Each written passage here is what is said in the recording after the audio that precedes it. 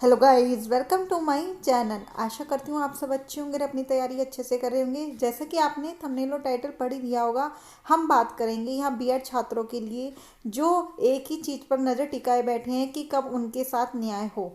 आपको जैसा पता है कि आपका जो बिहार शिक्षक भर्ती का केस है वो उसमें सुप्रीम जो वहाँ की हाई कोर्ट है उसमें दाखिल था। परसों उसकी सुनवाई भी हुई थी। तो वहाँ पर जैसा आपको पता है कि वहाँ पर उसने जो बिहार शिक्षक भर्ती है उन्होंने जो वहाँ की सरकार है अपना जो एसएलपी है वो वापस ले ली थी। अब यहाँ पर बीएड छात्रों के मन में ये उम्मीद ये हो गया था कि क्या अब हम उम्मीद जो थी बिहार शिक्षक भर्ती से बिहार की तरफ से कि हाँ बीएड छात्रों के साथ कुछ न्याय होगा, क्योंकि उन्होंने मांग रखी थी कि बीएड छात्रों को उसमें शामिल किया जाए, कि क्या हमारी ये उम्मीद अब ख़त्म हो गई है।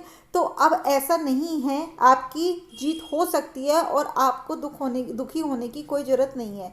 जैसा बीएड छात्रों के लिए जो बिहार शिक्षक भर्ती है उन्होंने अपनी एसएलपी वापस ली, वो क्यों, वो मैं आपको रीजन इस वीडियो में पूरा बताऊंगी। आप स्टार्टिंग से लेके एंड तक बने रहिएगा और वीडियो पे नहीं आए हो तो चैनल को सब्सक्राइब करके बेल आइकन प्रेस जरूर कर लीजिएगा। यहाँ पर आपको सारी ऑथेंटिक जानकारी बिल्कुल समय से मिलती है।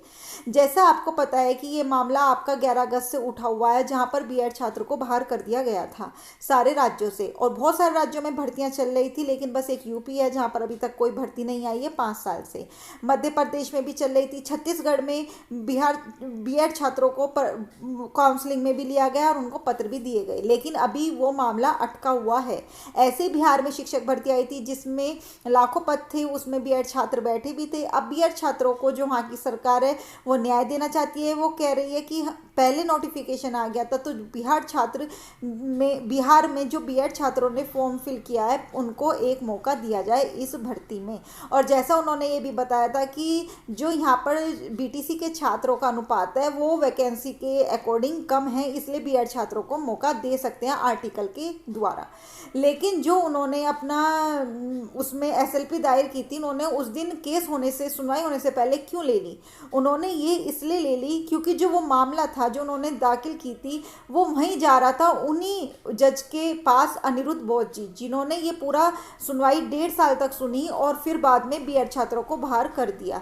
इसलिए वो नहीं चाहती थी दोबारा से उन्हीं जज के पास इस फैसले को ले जाया जाए। जब एक बार उनके द्वारा हो चुका है सब सुनवाई, सब केस रीड हो चुका है, तो वो नहीं चाहते थे दोबारा से उनके पास जाए। इसलिए अब वो नए सिरे से अपनी एसएलपी दाखिल करेंगे। बिहार की जो गवर्नमेंट है उनके द्वारा फिर से सुप्रीम कोर्ट में जाएंगे और हाई कोर्ट में जाएंगे और अपनी एसएलपी नए सिरे से नए केस को दाखिल करेंगे। जिस वजह से बीएड छात्रों को भी खुश होना चाहिए, दुखी नहीं होना चाहिए। यहाँ पर उनकी एक स्टेट द्वारा उम्मीद जगाई जा रही है। हाँ, ये जरूर है, अभी यूपी के द्वारा कोई उम्मीद नहीं जगाई जा रही, ना वैकेंसी आ रही है प्राथमिक शिक्षक भर्ती जो यू सुपर टेट है, और कुछ भी ना आपका नया आयोग बना है जो टीजीटी एलटी, सारी वैकेंसीज रुकी पड़ी हैं। लेकिन हाँ, और राज्य द्वारा बीएड छात्रों को भर्ती में शामिल करने के लिए पूरी जीवोजान किया जा रहा है।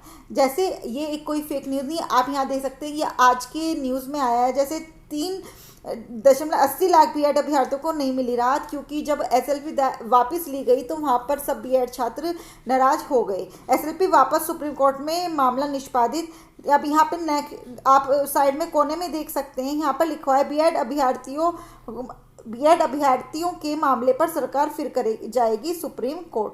तो ये वही है कि दोबारा से जो बिहार सरकार है वो दोबारा से सुप्रीम कोर्ट जाएगी, क्योंकि वो अनिरुद्ध बोस जी द्वारा दोबारा से इस फैसले को नहीं सुनवाना चाहते। तो इसलिए आप टेंशन मत लीजिए और आपकी सुनवाई होगी और सबके द्वारा फिर से होगा। ये अगर नए जज के पास जाता है तो वो नए पॉइंट्स द्वारा, जैसे एनसीटी के द्वारा भी एक नया पॉइंट्स रखा गया है जो देवेश शर्मा जी द्वारा बताया गया था, जो मैंने आपको लास्ट की वीडियो में बताया था, आप जाकर देख लीजिएगा वीडियो में। तो आपके एक एक पॉइंट दोबारा से खुलते नज़र आ रहे हैं और दोबारा से ये केस रीओपन होता नज़र आ रहा है। जैसा आप यहाँ देख सकते हैं, ये मैटर लिस्टेड है आपका सब्जेक्टेड ऑन द डे। फिर सुप्रीम कोर्ट पर टिकी बीएड अभ्यर्थियों की निगाहें, फिर से बीएड अभ्यर्थियों की निगाहें सुप्रीम कोर्ट पर टिकी हुई हैं।